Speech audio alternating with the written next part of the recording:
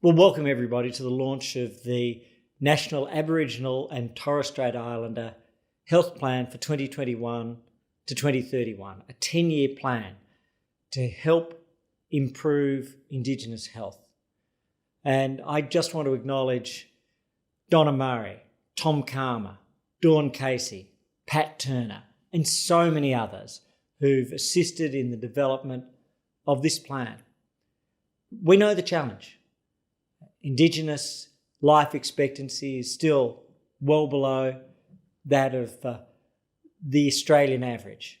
We know that the incidence of health-related issues is higher, but access to treatment is lower. That's the central challenge. And the job will not be done. The gap will not be considered closed until there's no gap. There's a no gap policy. That's the only acceptable outcome. Parity in health.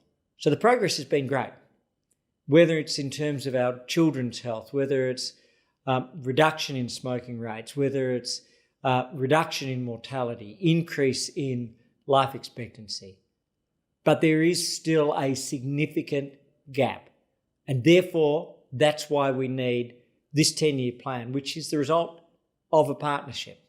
It's been developed by the Indigenous community, for the Indigenous community, and it's been our privilege and pleasure to assist in that process and our great responsibility to ensure that this is put into action.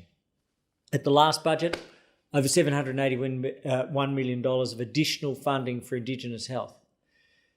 But this plan sets out a pathway to making real differences. And it covers three broad areas. Firstly, we need to recognise the social determinants of health, education, employment, housing. All of these have a profound impact on health. And health in turn can have an impact on them. And so it has to be a comprehensive solution for Indigenous Australians.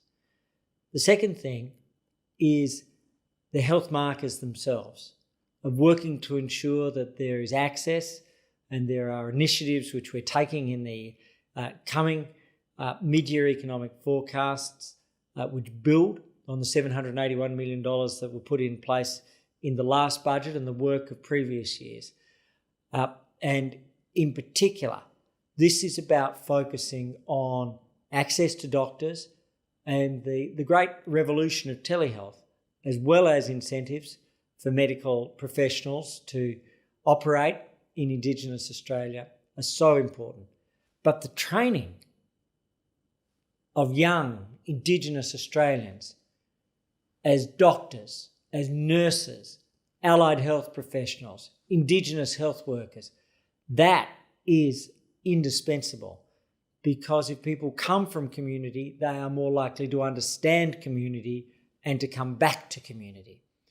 So that workforce is such a critical and indispensable part of the task. And then lastly, there are specific initiatives.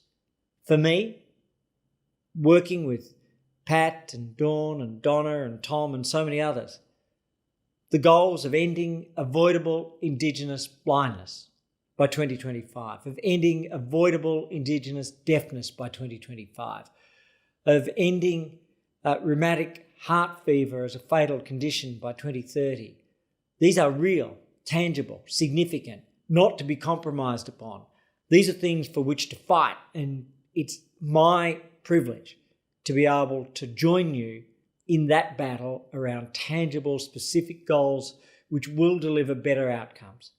There are so many things, and I want to thank you and honour you for your work in developing this Aboriginal and Torres Strait Islander Health Plan for 2021 to 2031.